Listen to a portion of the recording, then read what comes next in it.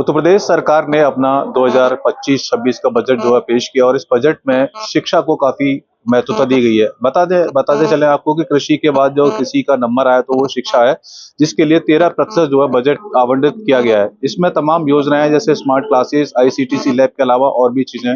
बातचीत करने के लिए बजट को लेकर हमारे साथ डीआईओएस मौजूद है, साथ में तमाम शिक्षक भी मौजूद है, से बातचीत करेंगे। सर, जो यूपी का बजट आया है इस बार शिक्षा को महत्वपूर्ण माना गया है, जिसको लेकर कृषि के बाद में सबसे ज्यादा पैसा जो है शिक्षा के लिए आवंटित किया गया है। किस तरीके से देखते हैं आप इसको?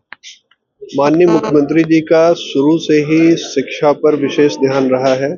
चाहे हमारे शैक्षणिक संस्थानों की गुणवत्ता हो, चाहे शिक्षकों की तैनाती हो, सभी क्षेत्रों पर उनका विशेष ध्यान रहता है।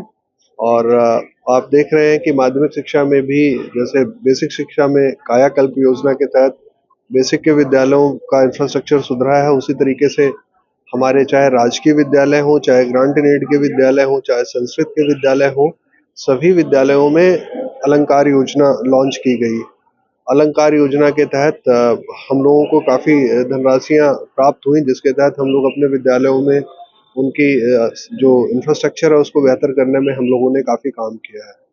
इसके अलावा चाहे वो साइंस हो, चाहे ह्यूमैनिटीज़ हो, उन विषयों को काफ़ी अच्छे से आगे बढ़ाने में और बच्चों की हैंड्स ऑन प्रैक्टिस के लिए भी सभी विद्यालयों में हमें जो है साइंस इक्विपमेंट्स उपलब्ध कराए गए, मॉडर्न क्लासरूम्स मिली और जो आप डिजिटल क्लासरूम्स अन्य विद्यालयों में देखते हैं वो सब हम लोगों को भी प्राप्त हुए।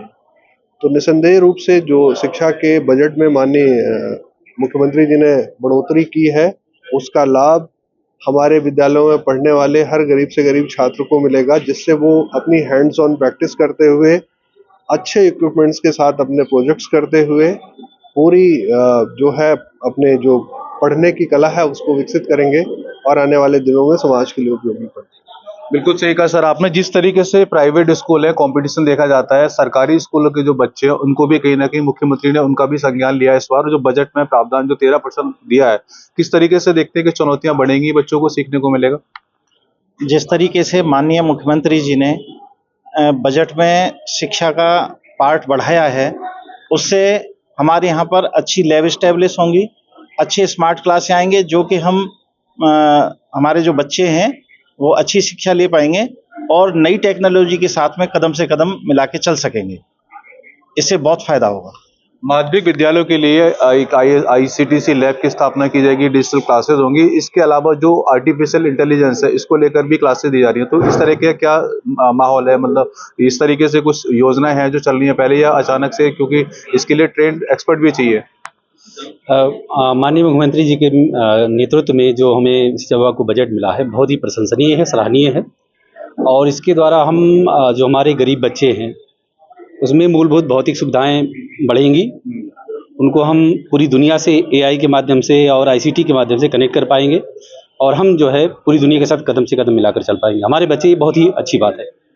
एक बड़ी चुनौती देखने को मिल सकती है सर, जिस तरीके से, क्योंकि प्राइवेट स्कूलों में ज़्यादातर लोग पहुंच रहे हैं, तो जो बजट आए इससे कुछ डिजिटल क्लासेस होंगी, लाइब्रेरी बनेगी, तो क्या लगता है कि जो बच्चों को आप इजीली कन्वर्ट कर पाएंगे हम सरकारी संस्थानों में? देखिए, निसंदेह रूप से जो बच्चे हैं वो सरकारी संस्थाओं की तरफ और आकर्षित होंगे, क्योंकि हम लोग कुछ बेसिक सुविधाओं के मामले में ही प्राइवेट सेक्टर से पिछड़ रहे थे। लेकिन आप पाएंगे कि जो शिक्षा और शिक्षा की गुणवत्ता है उस मामले में शुरू से जो हमारे उत्तर प्रदेश बोर्ड के विद्यालय हैं वो हमेशा बेहतर करते आए हैं। आप जिस ऐतिहासिक इंटर कॉलेज में खड़े हैं, ये मैं समझता हूँ कि अलीगढ़ का पहला वर्नाकुलर कॉलेज है। 1853 का ये कॉलेज है और इस कॉलेज में छात्रों की संख्या बहुत अधिक हुआ करती थी। आज भी इन कॉलेज में छात्रों की संख्या कमोबेश काफ़ी अच्छी है, बहुत से प्राइवेट विद्यालयों से बहुत बेहतर है।